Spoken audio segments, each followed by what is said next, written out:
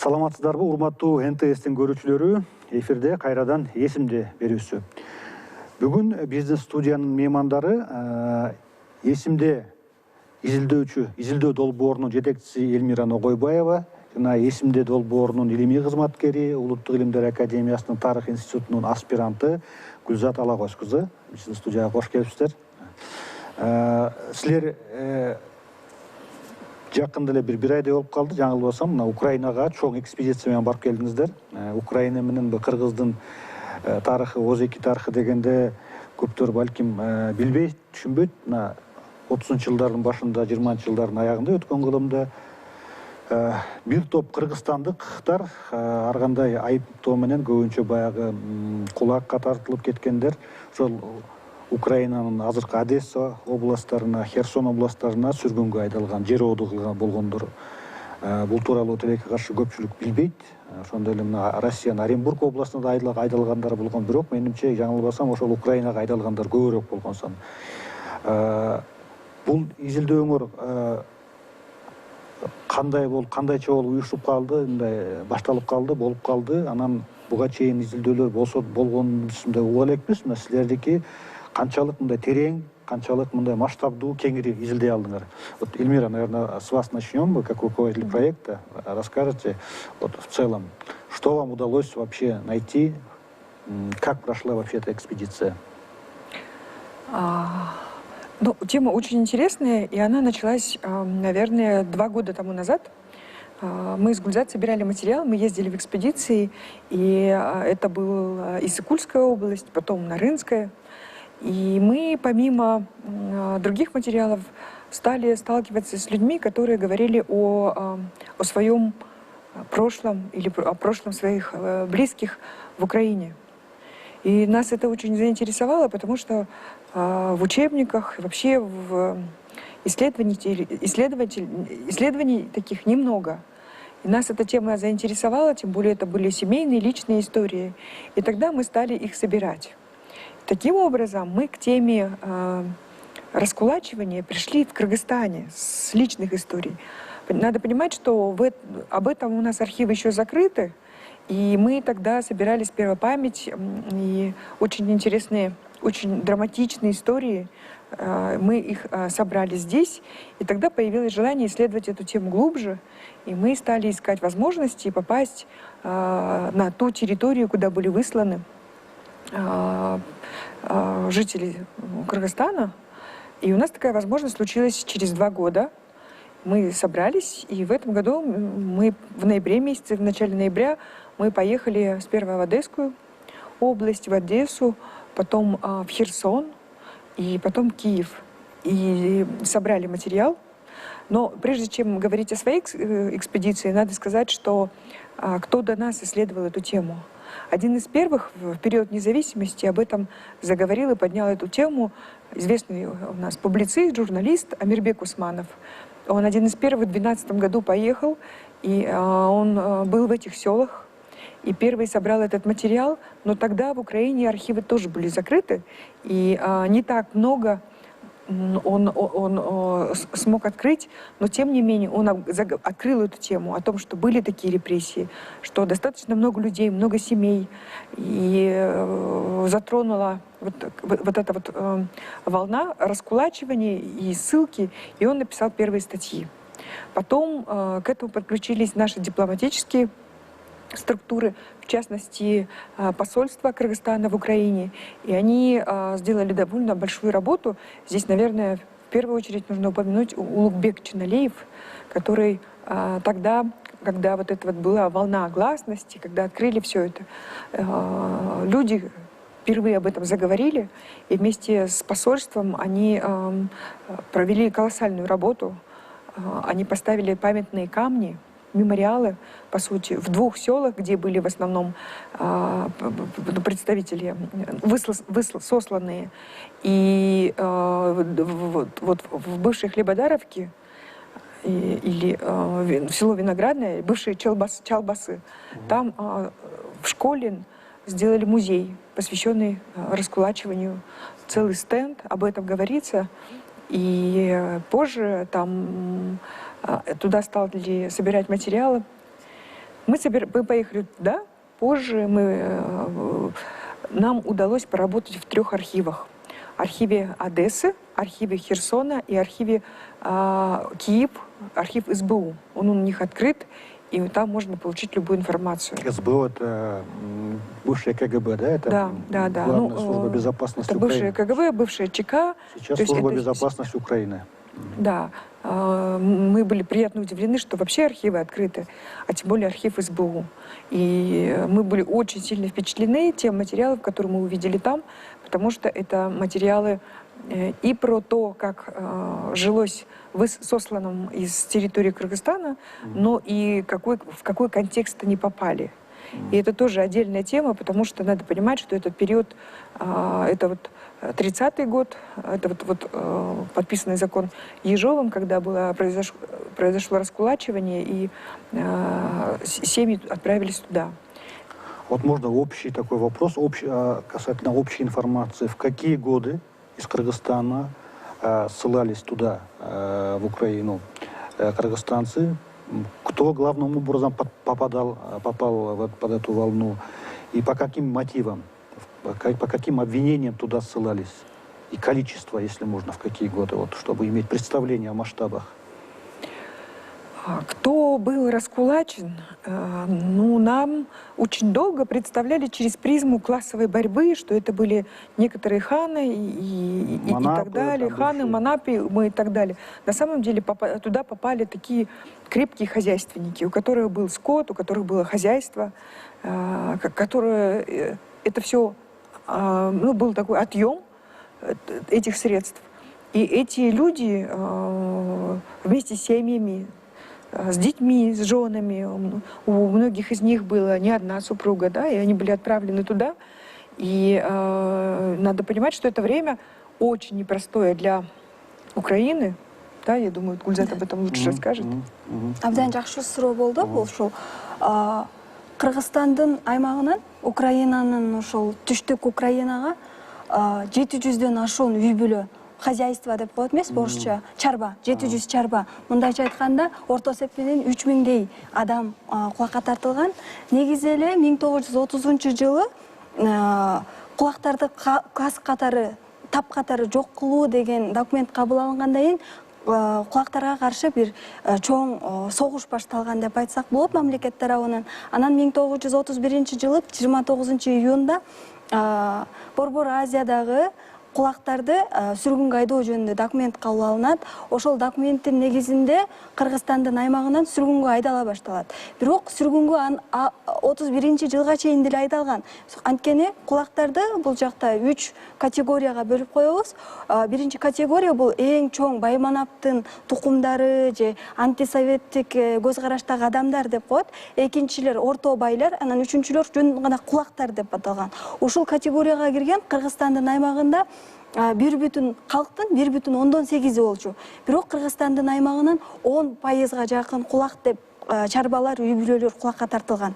Кыргызстандын аймагынан ушул архивдик документтерге таянсак, биз ушул Херсондун облустук мамлекеттик архивден тапкан материалга караганда 1931-жылы Украинага Кыргызстандын аймагынан 660 чарба үй бүлө кулакка айдалган экен. Анан ушул жактан мындай суроо жаралат экен: эмне үчүн Украинанын түштүк аймагына айдады? Эмне үчүн Сибирге айдаган жок? Эмне үчүн байманаптар сиз айтып кеткен Оренбургка айдаган жок деген. Анткени ушул жакта да бир чоң политика бар экен, чоң саясат. Буга чейин Амирбек Усманов дагы бул жөнүндө жазган. Украинанын 1929-жылдары басмачылар ушул Өзбекстанда, биздин Фергана аймакта аябай күчөп турганына байланыштуу пахта абдан жокко эсе болуп калып, анан СССРде пахта жетишсиздигине келип чыккан экен. Анан биздин климат менен ушул Украинанын түштүгүнүн климаты окшош болгондуктан 1929-жылдан баштап ошол Украинанын түштүк аймагында, ошол Херсондо, Одессада пахта иштетип чыгуу жөнүндө чечим кабыл алынып, анан ошол себептен Кыргызстандын аймагынан 600дөн ашык үй бүлө айдалса, ушул жактан абдан маанилүүсү Өзбекстандан 3300 үй бүлө, 3300 чарба. Эмне үчүн Өзбекстандан ушунча көп үй бүлө айдалган деген суроо ушул пахта, мындайча айтканда, бекер жумушчу керек болгон. Ошол бекер жумушчу керек болгон себептен эле бүт эле адамдарды кулак категориясына кирбесе дагы кулак деп жалаа менен ошол Украинанын түштүк аймагына айдап жатат да. Анан ошол Украинага айдаганда биздикилер ошол убакта деген азыр абдан көп мындай жаңылыштар болуп жатат да, анткени кээ бирөө Одесса областы, Николаев областы, Херсон областы деп. Анткени ушул жакта да бир нерсе бар. Мурун ошол кыргыздар айдалган ошол айылдар, Чалбасы жана азыркы Виноградово, мурунку Хлебодаровка, азыр ал айыл уже жок, бирок жанында Христовка деген айыл сакталып калган. Анан алар мурун Одесса облусуна киришкен. Анан 40-жылдары ушул айылдарды Николаев облусуна каратып койгон. Анан азыр Херсон областына карайт. Анан ошол себептен тарыхчылардын арасында дагы бир аз талаштар бар да, кайсы облуска кирген, кайсы архивден карайбыз деп. Анан биз барганда эле ушу Одесса облустук мамлекеттик архивине бардык биринчи күнү эле. Ал Одесса шаарында жайгашкан экен. Анан ал жактан кыргыз дегеле азиат фамилия ат жөн таба албадык да, каталогдорду карап. Анан көрсө ушул жөн гана путаница болгондуктан Одесса облустук архивинде кыргыздар жөнүндө дегеле кулак, Борбордук Азиядан айдалган кулактар жөнүндө материалдар жок экен. Ошол себептен биз Херсон облустук мамлекеттик архивине барып иштедик. Ал жакта кыргыздар жөнүндө абдан массивдүү архивдик материалдар жайгашкан. Ошондой эле абдан белгилеп кетчү нерсе, ошол Херсон мамлекеттик архиви абдан бир активдүү, жакшы иштейт экен. Анан кыргыздар жөнүндө Борбордук Азиядан айдалган кулактар жөнүндө, азыр советтик терминология, кулактар жөнүндө бир спецпереселенцы деген чоң журнал чыгарып коюптур. Ал журналда бүт ушул Борбор Азиядан айдалган, сүргүнгө айдалган кулактар жөнүндө бүт архивдик материалдар чогулткан экен. Биз ал журналды дагы электрондук вариантын эсимде сайтына жүктөдүк. Ошол жактан эгер биздин көрөрмандар бир өзүнүн ата-энесин, өзүнүн кулакка тартылган туугандарын издесе, ал жактан материал тапса болот.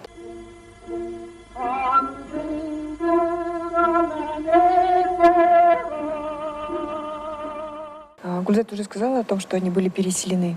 Надо понимать, что такое Украина были в те годы, 30-е годы. Мало того, что эти люди были раскулачены здесь, у них было все изъято. Вот, кстати, по источникам, здесь тоже мы находили эти источники. Где мы находили? Например, здесь в Караколе в свое время жила удивительная путешественница, фотограф Элла Майер. И на некоторых ее фотографиях, вот те, кто знают, знаком, там есть фотография, где вагоны, и там как раз-таки раскулаченные, которые вот-вот туда их погрузят и отправят. Под конвоем сидят группа мужчин. Очень известная фотография, и она практически случайно зафиксировала этот момент.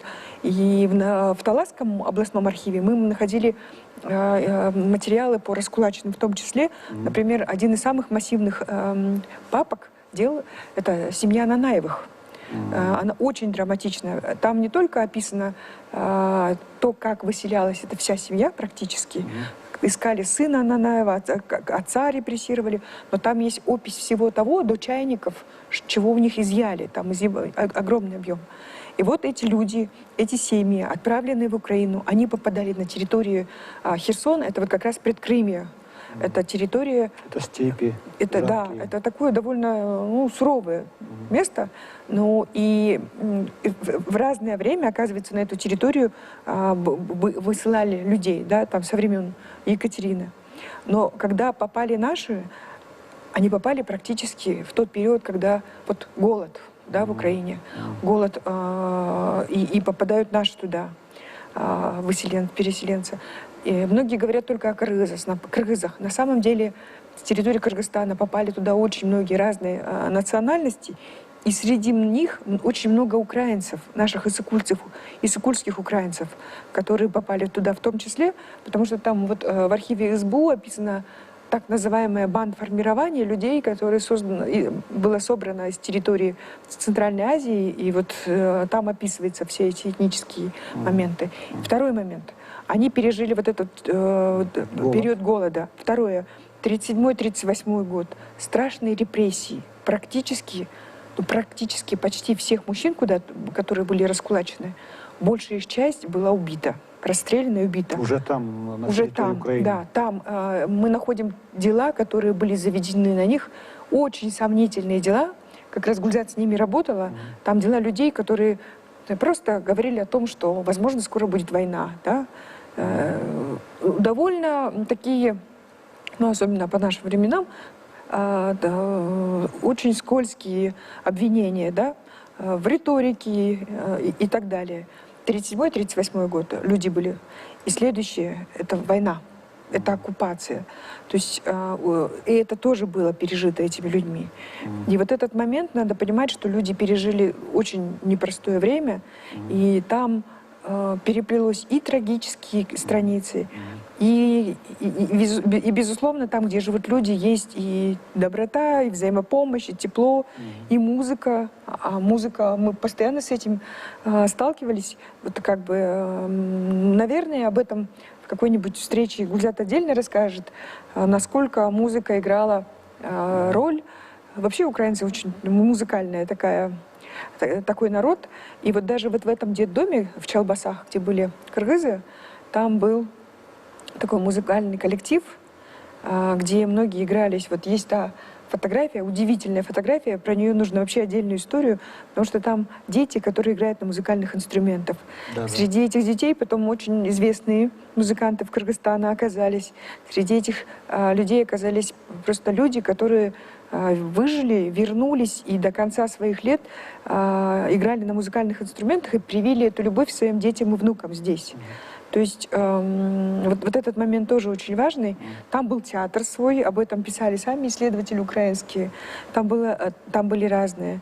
Мы с Гульзат были у бабушки, которая помнит, которая росла вместе с кыргызскими. Она так и книгу выпустила «Чалбасские кыргызы».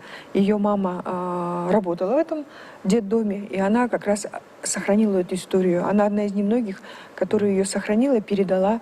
И она нас с Гульзат угощала этим, нам приготовила баночки варенья, из дыни, очень вкусное варенье. И именно этим вареньем из дыни и арбузов ее мама готовила и угощала детей в этом детдоме, где были наши детки из территории Кыргызстана. Надо сказать, что в этих источниках, которые мы там нашли, там были узбеки, да, очень часто встречается. Вообще это сумасшедший эксперимент, который тогда был затеян, чтобы сеять хлопок. Кстати, в итоге хлопок там выращивали? Получилось выращивать? Неудачный опыт был. Там мало воды, да. И мало того, что они выращивали, они построили огромный хлопкоперерабатывающий завод. Когда еще хлопка не было?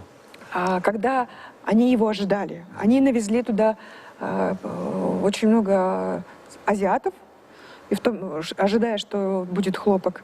Это вот история, которая хрущевская кукуруза, да? Вот огромный перерабатывающий завод, все это потом завяло. Там очень было много туркмен. Вот надо сказать, что... Тоже хлопкосеющий регион, да? Туркменистан. Да. Первая мотивация, почему их... Это просто раскулаченные. Но потом там идет вот эти вот истории. А поскольку мужчины были в 37-38 почти все погибли, это тоже отдельная история, потому что как раз я изучала контекст, куда попали люди, а Гульзат очень подробно изучала их личные дела. Они, конечно, потрясают. И там очень много личных дел, расстрелянных людей. Об этом нужно отдельно говорить. И к нам действительно обращаются огромное количество людей, чтобы найти своих бабушек, дедушек. И отдельно по судьбе можно говорить. Это отдельные личные истории, драматичные. Кто-то выжил, кто-то не выжил. Да, кстати, вот действительно информация уже отчасти появилась на вашем сайте, да, smd.kg, и будет пополняться, я так понял, да, эта информация. Вот по результатам вашей экспедиции вы будете этот весь массив материала перерабатывать и размещать на сайте smd.kg. Да, я вот хочу сказать зрителям, что... smd.org. Ой, извиняюсь, smd.org, да. Да, там буквально вчера Гульзат выставила две очень важные вещи. Первое – это такой вот отчет нашей экспедиции полностью по дням, что мы собрали, где мы собрали. И второе, там уникальная книга, книга учета, можно сказать, или хозяйствующая книга, да, где было и хозяйский учет, и момент, когда люди выезжали. По этой книге очень много, можно найти своих родственников. Поскольку к нам очень большой запрос, очень многие люди ищут своих близких и родных, то мы эту книгу, во-первых, мы весь материал будем открывать и выставлять. Это очень важно.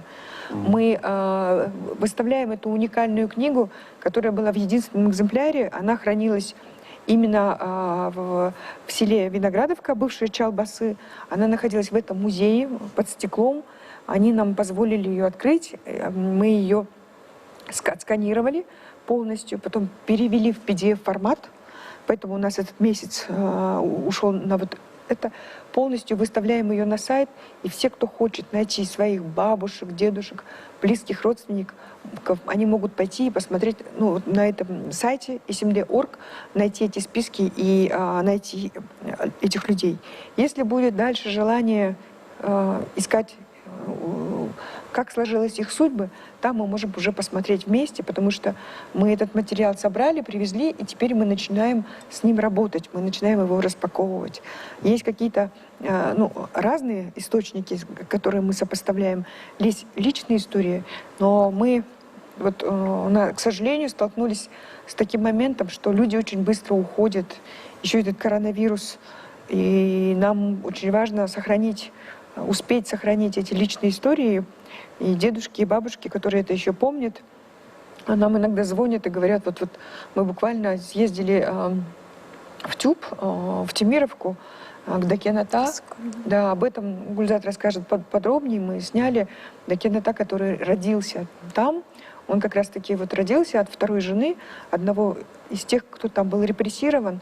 И родившись там, он рассказывает и про свое детство, и про то, как он жил в Украине, и потом в Кыргызстане, как ему было очень тяжело с этим клеймом бывшего ссыльного и раскулаченного.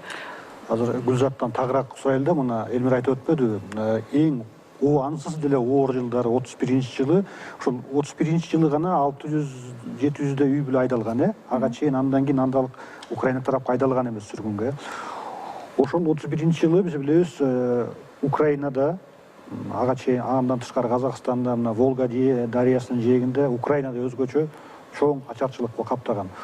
Ачарчылык каптап жатканда булар болсо малдай кылды жүктөп тиги жака поезд менен жеткирип салышты. Ошол ачарчылыкты кантип өткөрүшкөн башын эмесин? Ошол жоготуулар болуп турбу ошо кыргыздардын арасында? Деги эле Кыргыздын аймагынан Украинага айдалып атканда, ошол 31-32 жылдары айдалганда 700дөй чарба деп атпайбызбы? Ошол чарба жолдон ачарчылык, коллективдештирүү саясаты, ачарчылыктын келип чыгышы деле ушул коллективдештирүү саясатына кесепети болуп жатат. Кулакка тартуу деле анын кесепети болуп жатат. Анан жолдон эле абдан көп адамдар каза болгон экен. Бул жөнүндө биз Озеки тарых чогултканда эле ошол жүк ташуучу вагондорго салып, анан ошол азыр тилекке каршы бизде күбөлөр абдан азда, жокко эсе. Анан күбөлөр болгондо деле ошол убакта 3, 4, 5 жаштагы эле балдар калды да, алардын эсинде абдан көп нерселер жок. Бирок ошентсе дагы ошол 31-32 жылда көптөр ата-энесинен айрылып калган, жолдон эле ачкачылыктан. Анткени бул жакта Казакстанда, Украинада гана ачарчылык эмес, бүткүл СССРде ачарчылык болуп жаткан. Анан ошол себептен дагы эмеде Украинада, Чалбасы айылында, азыркы Виноградов айылында балдар үйү, жетимдер үйүн ачып, анан биздин кыргыз балдар ошол жакта. Сүргүнгө айдалгандардын балдары үчүн жетим балдары үчүн өзүнчө бир үй, балдар үйү ачылган. Ошол жакта Асанхан Жумакматов жана башка ошол биздин кийин келген балдар ошол жакта билим алышкан. Анан ал жакта биздин эскерүү, биз былтыр бир китеп чыгарганбыз, жыйнак, биографический жыйнак, кулакка тартуу саясаты жана адам тагдыры деп. Ошол жакта ошол 32, 33 жылдары Украинада болгон ачарчылыкта кантип жашаганын жөнүндө ошо аталардын эскерүүлөрү кездешет да. Алардын бири айтат, ошол жегенге эч нерсе жок дейт, нан жок, эч нерсе жок. Анан топурак кайнатып ичкен убактарыбыз болгон. Анан өзүнүн кичинекей кезин айтып берип атат. Мен ошол учурда деген көк өрүк эле бар болчу. Анан көк өрүк кичинекей жеп алып, анан аябай бир жума ооругам. Анан азыркыга чейин кийин өзүнүн эскерүүсүн жасап атат да. Ошол көк өрүк такыр жебейм, көргүм да келбейт дейт да, ошо ачарчылыктан көргөн запкысы. Анан кыргыздар ошол 37-нчи ошо кыргыздар негизи ал жакка түбөлүккө айдалган эмес, 10 жылга гана сүргүнгө айдалган. Ошо 31-нчи жылы айдалса, 41-нчи жылы кайра Кыргызстанга кайтып келиш керек болчу. Бирок 41-нчи жылы алар кайтып келердин алдында Украинанын аймагы оккупацияда калып калгандыгы үчүн алыстап кетелек. Ошо 37-нчи жылы репрессиялар эң күчөп турган бүт Советтер Союзунда күчөгөндө кыргыздар ошол сүргүнгө айдалган кыргыздарга кандайча алардагы башынан өткөрүп, алардагы айыпсыз атылып кеткендер болгонбу же кандай башынан өткөрүшкөн? Азыр Элмира айым айтып кеткенде, ошо Чалбас айылынан 61 адам ошол чоң улуу террор деп айтып коебуз го, 1937-38 жылдардагы саясий репрессияга кабыл болушкан, алардын 10-у атууга кеткен. Алардын арасында бизге көрүнүктүү мурунку саясий кызматкерлер болгон Ашыралы Ниязов, Сатаркул Жаңгарачев, Жан Озаков, Байбосуновдор болгон. Алардын биз ички өз личное дело деп коебузбу, жеке ишинде эмне үчүн атылгандыгы жазылган. Баары эле басмачылар менен кайсы бир убакта алакасы болгон басмачылар менен мамиле түзгөн. Экинчи дүйнөлүк согушка, то есть согуш жакында болот, Германия согуш ачат, ошол согушка СССР катышат деген ушактарды тараткан деп, ошол же болбосо Украинада ачарчылык жүрүп жатат деген ушактарды таратты деген жала менен, мындайча айтканда алар ачык эле болуп жаткан нерселерди айтышкан, ошон үчүн атууга кетишкен. Эң эле өкүнүчтүүсү бул жакта ушул атууга кеткендердин үй бүлөсүнө айтылган эмес. Ошол жакта деген архивдик материалдар сакталып калган. Өзлөрүнүн аялдары, мисалы үчүн ошол эле Сатаркул Жаңгарачевдин аялдары 2 жубайы болгон, 2 жубайы тең кат жазып атат. Биздин жолдошубуз эмне болду, анын тагдыры кандай болду деп. Анан аларга жооп берген эмес. Ошол эле Байбосуновдун үй бүлөсү жазып атат. Ошол эле биз айтып кеткен Ахматов Такен 1938 жылы атууга кетип атат, бирок үй бүлөсүнө айтылган эмес. Анан Ахматов Такендин баласы менен биз жолукканыбызда 1960 жылы катын таап алдык. Ал өзү кат жазган экен, атам каякта деп. Биз ошол катты дагы көрөрмандар менен бөлүшсөк болот. Ал катта жазып атат, биздин атабыз 1938 жылы бизден келип үйдөн алып кетишкен. Ошол боюнча тагдыры, кийинки тагдыры эмне болгонун билбейбиз. Атабыз каякта деп жазып атат да, 60 жылы. Анан аларга жооп катары кайра ошол жооптагы архивде сакталып калган экен. Жооп катары айтылып атат да, 1938 жылы атаңар түрмөгө айдалган, лагерге айдалган 10 жылга. Бирок 1944 жылы лагерде жүрүп, жүрөгү ооруп каза болгон деп. Бул мындайча айтканда абдан чоң жалган эле маалыматты. Бирок ошол жакта да айтып атат, баласына письменный жазуу түрүндө архивдик материал бербегиле, усна Озеки айтыкла өлгөн деп ошо сакталып калган экен. Демек өзлөрүнүн чоң кылмыш кылып атканын билишкен. Бул Сталин өлгөндөн кийин 1960 жылы ошентип алдап атат да балдарынчы. Эми ошол 37 жылы Ежовдук чоң террордун учурунда бул жакта боло айырмасы жок экен деп абсурдтук ойдон чыгарылган, эптеп чампаланган. Бул баягы бул жакта Луцманов, ал жакта дагы өзүнчө бирөөлөр планд аткарып, социалисттик мелдеш ким көбүрөөк эл душманын кармайт, атат, жок кылат деген эле бир мелдештин курмандыгы болгон экен да. Анын үстүнө анысыз деле мындай жарым кылмышкер сүргүнгө айдалгандарды чын эле четинен кармап эле каалаган айыбын тагып, жоопкер атып жок кылса болмок да. Мына 41-жылга келдик. 10 жылга айдалган экен. 41-жылы алар келиш керек болчу. Мына бирок июнда бир айга жетпей Украинанын аймагы оккупациянын астында калып атпайбы фашисттик Германиянын.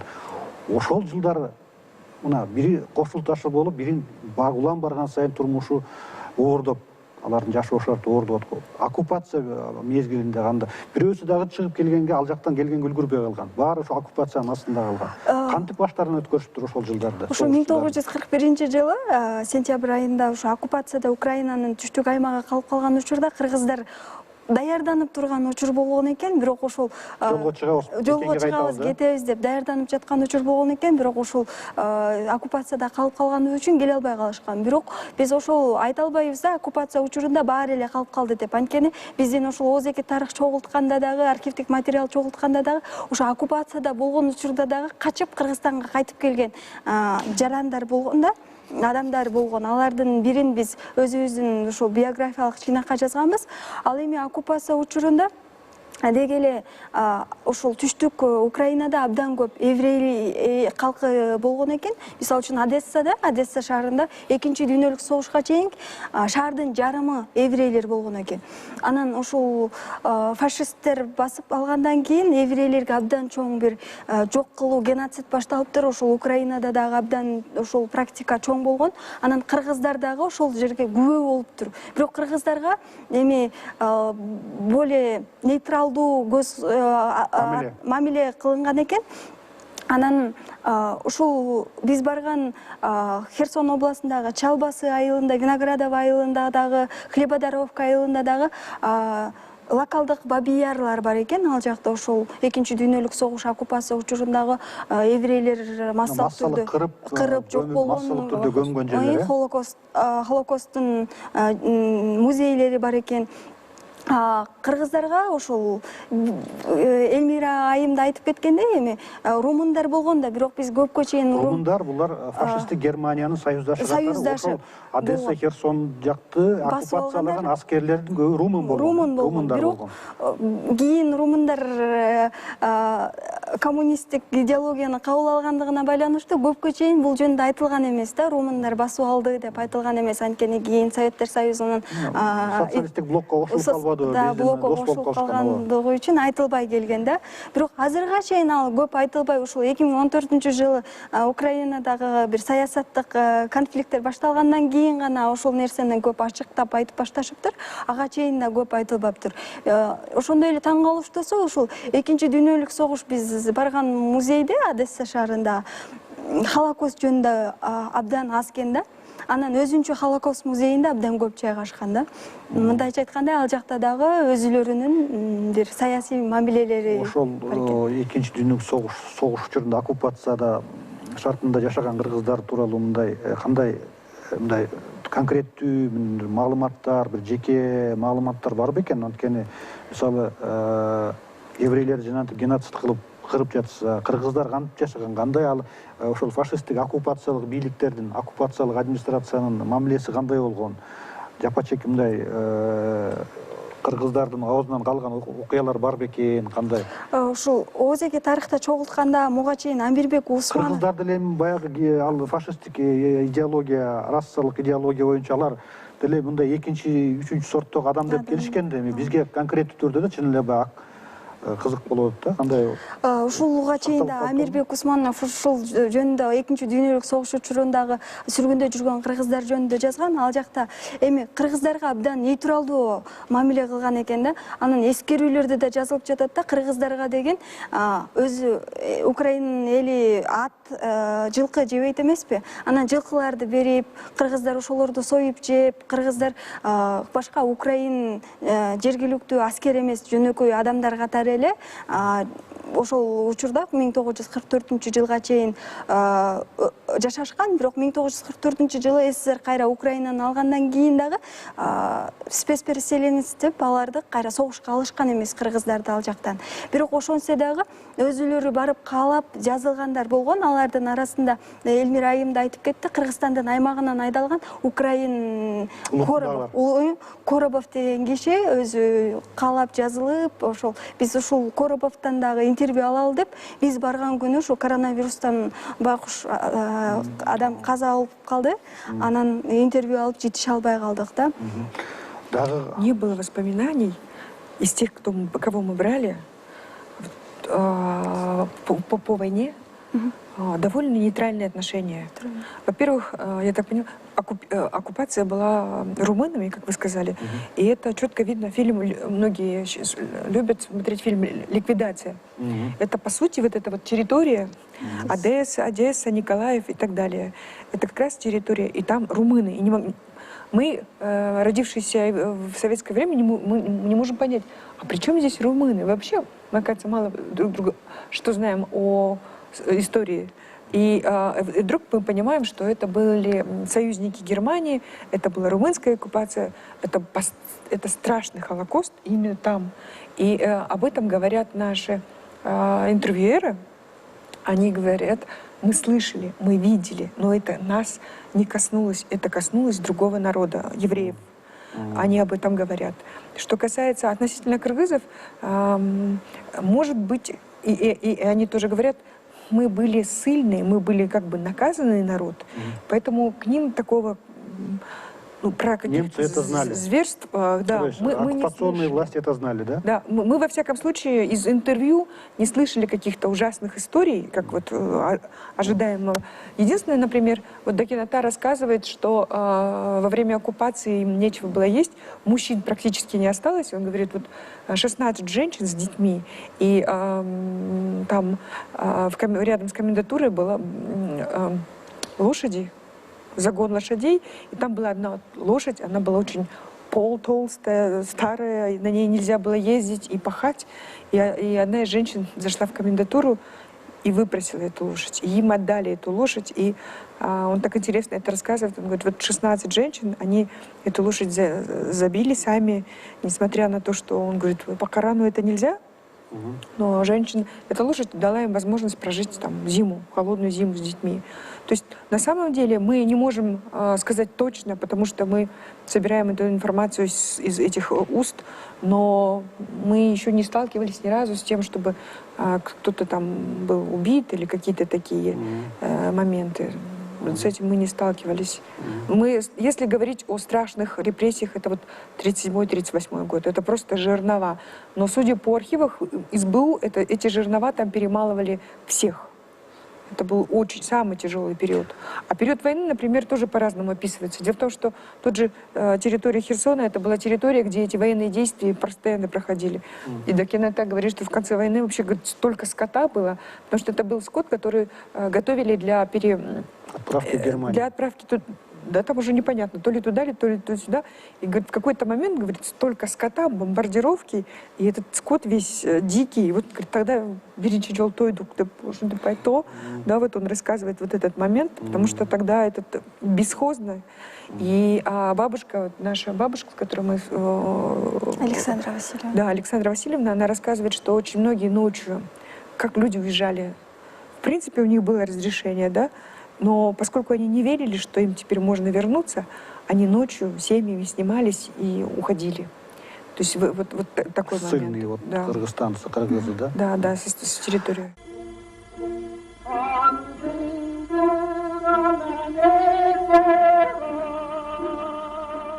Наиболее самый известный человек, персона, который вот там родился, ему детство прошло, вот это у нас знаменитый покойный композитор, дирижер, музыкант Асанхан Жумахматов.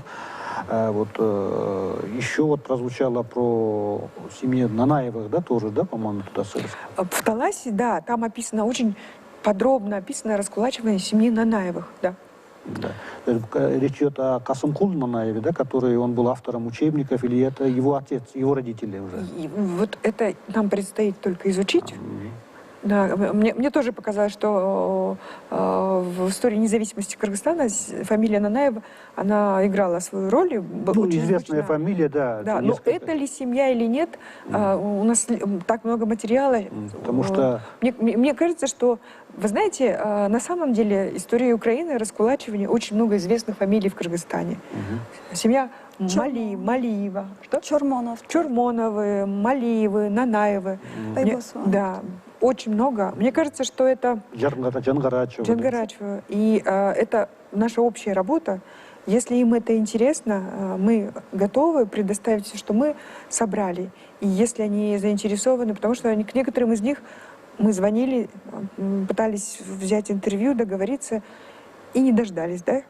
Если они в этом заинтересованы, мы открыты, мы готовы предоставить материал, вместе сделать исследование и попробовать восстановить биографии, судьбы. И вот семья Нанаевых, я тоже думаю о том, что она одна из немногих. Понимаете, не все судьбы описаны и сохранились в наших архивах, в наших источниках. Мне даже кажется, что вот эта фотография Эллы Майяр, там очень четко видно лица мужчин. Лица, да. Да, может быть, по ним можно было идентифицировать.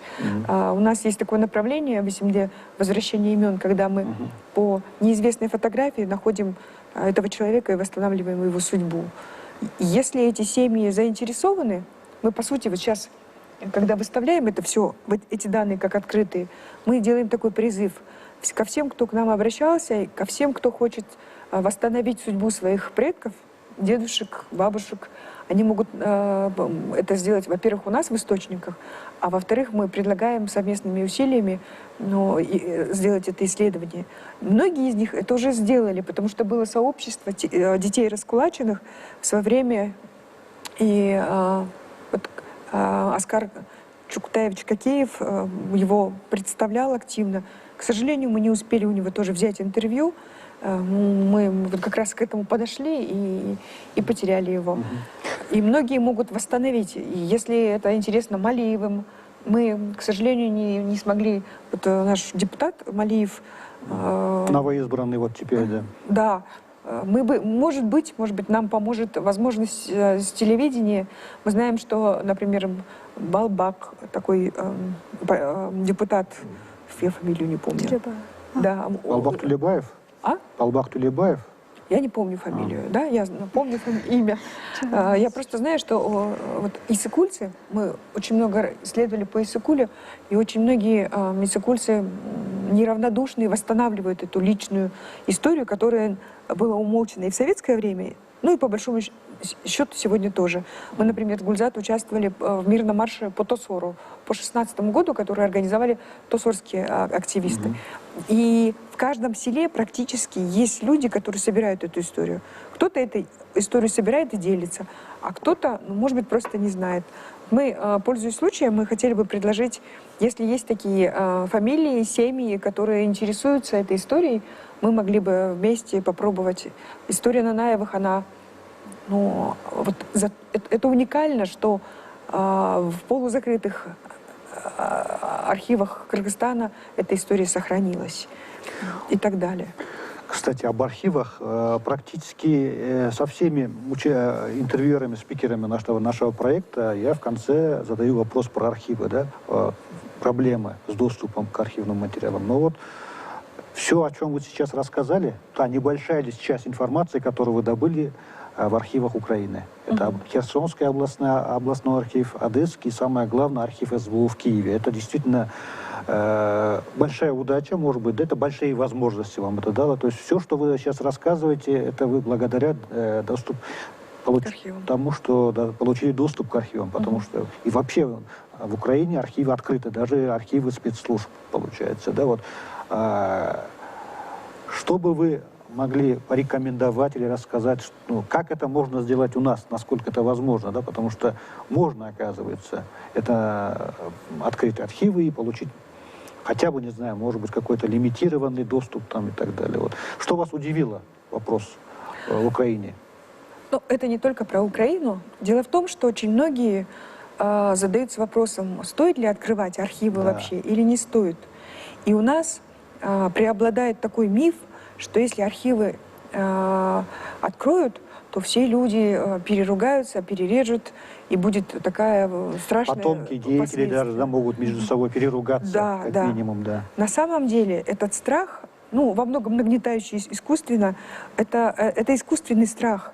Дело в том, что перед тем, как многие страны открыли свои архивы, и это не только там постсоветское пространство, та же Испания, да, после Франко, там была страшная гражданская война. Многие страны, многие общества понимая,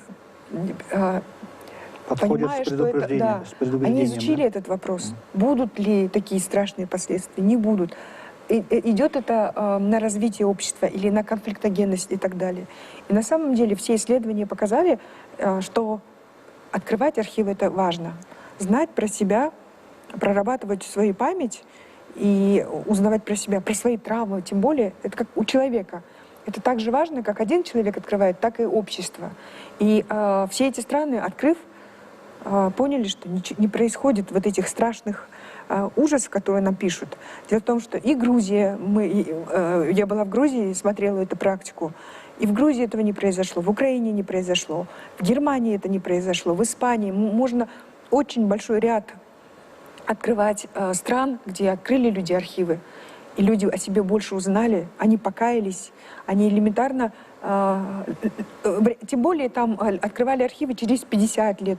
Уже сейчас столько времени прошло. Я приведу один пример. Удивительная личность в Кыргызстане, которая, безусловно, заслуживает самых больших, высоких наград, Болот Абдрахманов Агай, который на свои средства, у него как бы две большие заслуги. Первое, благодаря ему мы знаем про могилу Атабит, и второе, он на свои средства опубликовал архивные данные. Десятитомник. Десятитомник архивных данных он публиковал на кыргызском языке, а в этом году наша ГКНБ опубликовала эти 10 томов на русском языке. Нужно дать должное этому учреждению в таком открывании, да, потихоньку себя. Дело в том, что вот по этому списку очень многие нашли своих дедушек. И среди них, например, как это неудивительно, недавно было день рождения Чингиза Айтматова. Мы так много говорим, очень много пафоса и так далее. Но вот Роза Турекуловна нашла в этом списке брата Турекула Айтматова. Да, то есть там на самом деле... Рыскбек, по-моему, да? Раскулбек, да, он где-то на Дальнем Востоке погиб. Да, дело в том, что все говорят про самого Турекула. Да. И про него ведь очень долго семья не знала. Там произошла такая же история, как Гульзат говорит, когда людям говорили, что он жив или он там умер своей естественной смертью, а оказалось, что его прах, его останки давно валялись, были вот закопаны за Воронцовкой. Это потом это стало Атабит. То же самое произошло. Представляете, проходит 80 лет, и семья только узнает о том, где похоронены останки его семьи. И такого очень много. Нужно открывать архивы, чтобы больше понимать про себя, чтобы не бояться и чтобы просто пойти и прочитать Коран. Это тоже землю, да, посыпать. Это очень важные и понятные вещи. Нет такой страны, где бы общество друг друга себе перерезало после того, как открыло архивы. И более того, вот наши архивы тоже открыты. В Каракольском областном архиве, Сыкульском можно, например, посмотреть историю лишенцев. Это, в общем-то, тоже история раскулачивания. И тогда там видно, как много там далеко не только кыргызов. Там русские, русских, украинцы наши, там разные, дунгане наши, калмыки и так далее. И мы тогда понимаем, что это была общая беда, а не этническая, которую очень многие эксплуатируют. И вот эти вот все моменты, они открываются. Ну вот семья Нанаевых, она так... Там очень многие семьи описаны, и эти архивы еще сохраняются. Но даже под этим архивом, они, во-первых, у нас... часть закрыта, а та, которая открыта, она же не цифруется. Там такие бумаги, уже рассыпаются, они наверное. тлеют, Тлеют. мы теряем свою историю. Мы говорим про там кыргызский каганат и так далее. Мы с таким с такой гордостью говорим про то, что было там давным-давно, а весь прошлый век, советский век, мы до сих пор не открыли. Но здесь, Мирджан, еще такой важный момент: до сих пор присутствует страх. Да. Вот этот страх травмы прошлого и уже какой-то страх настоящего. Но мне кажется, это нечестно по отношению к нашим отцам и к нашему прошлому. Биздин убактыбыз тилекке каршы аяктап калды. Силерге чоң рахмат. Эльмира, Гүлзат, абдан чоң эмгек жасадыңыздар. Мен ишенем, мындан кийин дагы мындай сиздердин катышууда бир нече ушундай берүүлөр болот да. Анткени силер абдан көп архивдик материалды жүктөп алып келгениңерди угуп жүрөбүз. Өзүңөр алигиче анын баарын ачып азырга чейин иреттеп жаткан кезиңер экен. Эгер биздин көрөрмандар өзүлөрүнүн туугандарын же болбосо чоң ата, чоң энелерин ушул сүргүнгө айдалып, Украинага сүргүнгө айдалгандарын издеп атса, ал жөнүндө архивдик материалдарды тапкысы келсе, бизге кайрылса болот. Бизде esimde.org сайтында биздин почтабыз, даректерибиз жазылган. Ошол аркылуу бизге байланышса, ал жактан биз дагы тапканга жардам беребиз. Силерге чоң рахмат. ушул материалдарды да толуктап кеңирээк айтып бересиздер деп ишенем ушул студияда. Сиздерге ийгилик каалайм, ден соолук каалайм. Келерки жолугушканга чейин. Эсимде берүүсүнүн кезектеги чыгарылышы ушу менен аяктады. Келерки берүүлөрдө көрүшкөнчө бар болуңуздар.